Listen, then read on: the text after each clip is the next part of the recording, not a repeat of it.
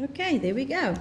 Okay guys, so I just want to show you my brushes. This is my Clearly Kulinski number 8. This is a great brush for a 3 bead application. And then for especially for a client with a smaller nail bed. And then I've got my Clearly Kulinski number 10. Amazing for 1 bead applications. These are amazing brushes. I've had them for just over a year now. They've never clotted. They have never given me any problems at all. So yeah, this is a great investment. Do yourself a favor, invest in one of these babies. And then of course, the magic wand. This is an amazing tool from Planet Nails. I don't think I'll be a great nail tech if I don't have this. Without my brush and my magic wand, my pincher, I would be nothing. So great pincher, great cuticle pusher, great for soaking and scraping off. This is really an all-arounder, great tool. And then of course, this is like the family recipe that you never give out. Our sticky bond. This is amazing. You can be very confident in doing nails when you use the right products. So sticky bond for me it's never failed me. I love it. And yeah, I've got no lifting on nails. Elastic, gel overlays, hard boulder, acrylic, nothing. Where sticky bond is, that thing is going to last. I can promise you that. And then I myself, please do mind what my bottle looks like. This little bottle has worked. This is my clear UV glaze. I love it. I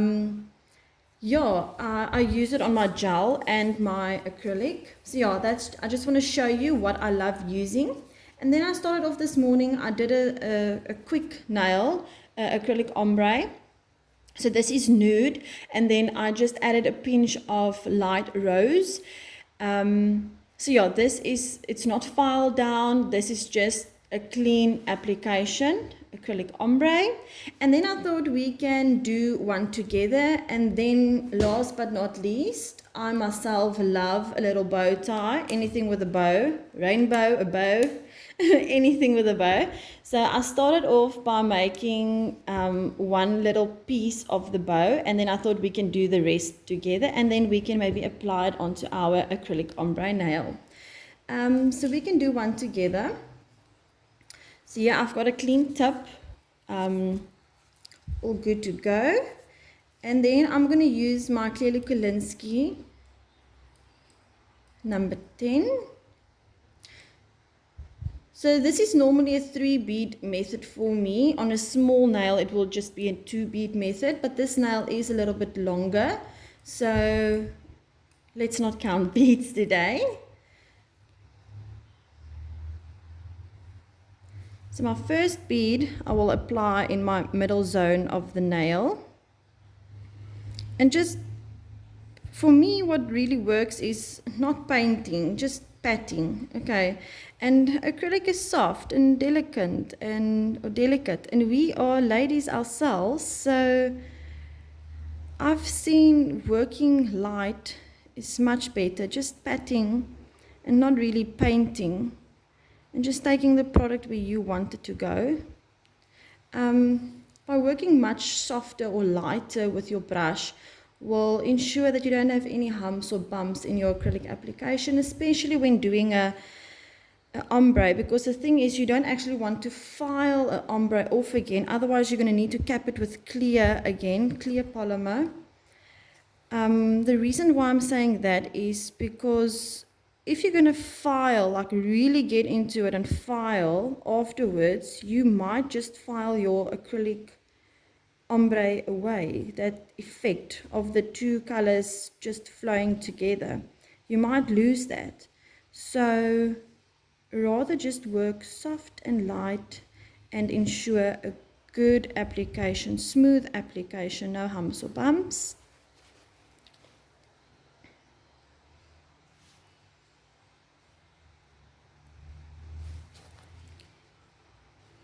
So I always start in my middle zone 2, and this is where our apex is going to be on the nail. If we don't have a good apex, we're not really going to have a good, strong and durable nail. So my first bead will always be there, and then where my cover nude is going to overlaps that, there's going to be a little bit more height, and that will create our apex, and we will be confident in knowing that we have a great nail. Okay, so I'm quite happy with that. I've got a smooth application going there. And then I'm going to apply my cover nude bead now, and you'll see I'll apply that just on top of my zone 2 of the nail, because I want a smooth and very, very thin cuticle area at the back with a nice regrowth. And now I'm just going to flare it, like very light, very soft, just flare. Don't work too hard, remember.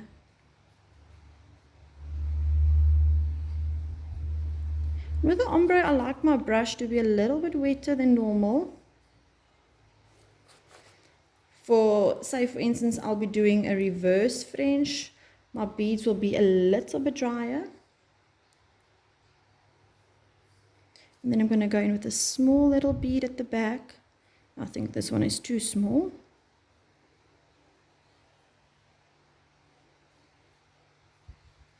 Remember, we don't want a big or humpy ridge when our client's got a regrowth.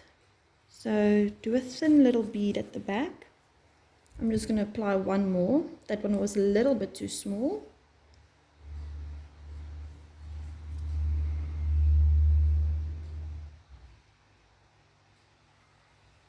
There we go.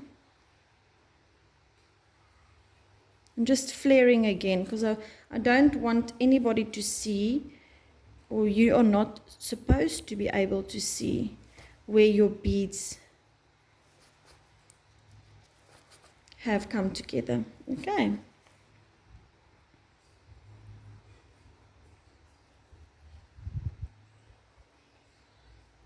Okay, good. So I feel happy with that. Nice and smooth acrylic ombre.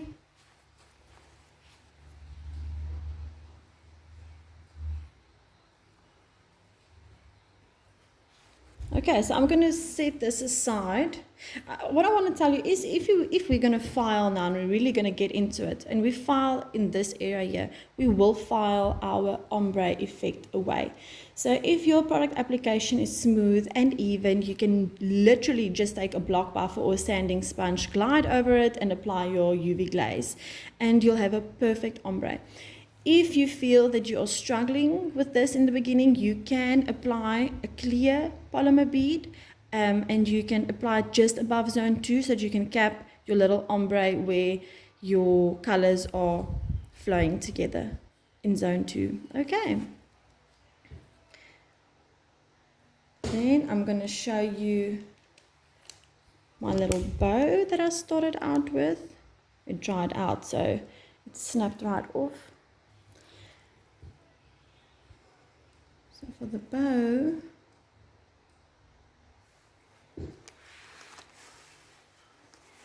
don't know if you can see. So I'm just going to pick up a moderate bead.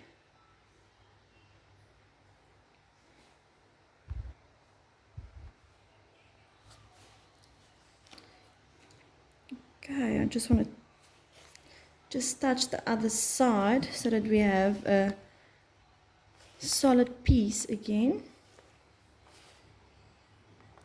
And then I'm going to shape it into like a more or less like a diamond, a rounded diamond shape. And with this you need to have some patience because this bead needs to set just enough so that it's still workable.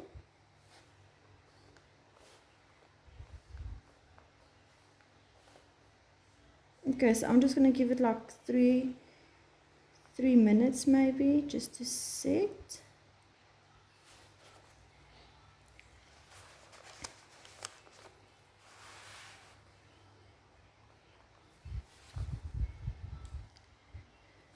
As soon as it sets a bit, I will normally just wet it again just so that I can remove any bumps and I can still work on the effect that I want as soon as I can turn this little piece over.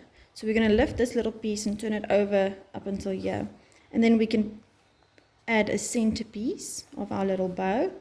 But yeah, you need to have some patience with this. I think it's still too wet actually a bit. But okay, let's give it a go. Just going to lift, sliding my brush underneath. Just light and elegant again, eh? Okay, I'm just going to take this small little piece and I'm just going to add it in there. There we go. And then I'll just ensure that it doesn't collapse. I'll just support it a little bit. And there we go. There's a perfect little bow tie. We can just add our centerpiece now. I love bow ties, I love them. They're actually super easy to do and they look very detailed afterwards. Okay, so now I'm going to pick up a small little bead and I'll just place it inside. There we go.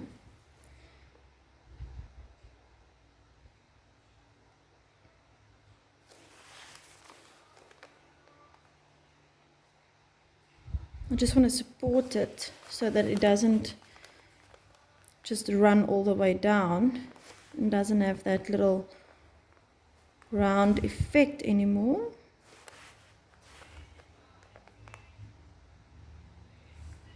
There we go. I'm quite happy with that. Oh, shucks, sorry.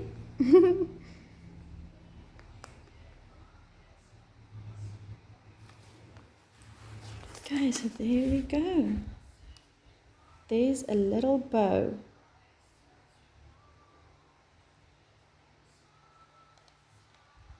And then this is just my nail forms sculpture paper. So you don't throw it away. You can always do something with it. And then as soon as this is dry, it will just pop right off. And you can apply it with a little acrylic bead onto the nail, or you can even use elastic card builder, or even the base I've seen has worked great for applying rhinestones and stuff like that. So yeah, we can have a look at our nail now. And then, like I said, we can just lightly buff over this. I just want to shape here on the sides a bit.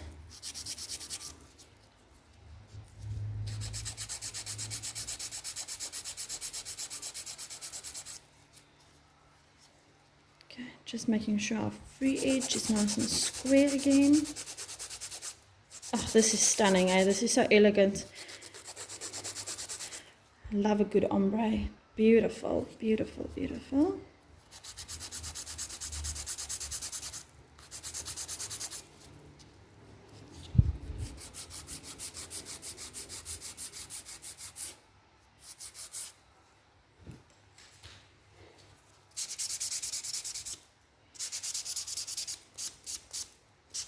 Sorry, it's a little bit difficult to buff this on a chess piece.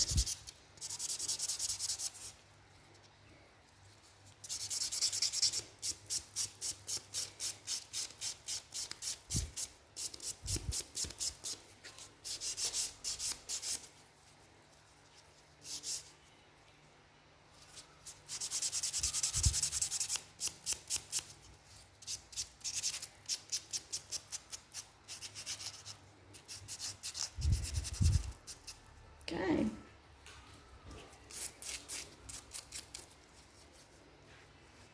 There we go. Okay, my side walls aren't that perfect. As you'll see, they're a little bit humpy bumpy over here, but on a client it's much easier to file it down a bit. Now I'm just going to apply my UV glaze and then we can apply our little bow.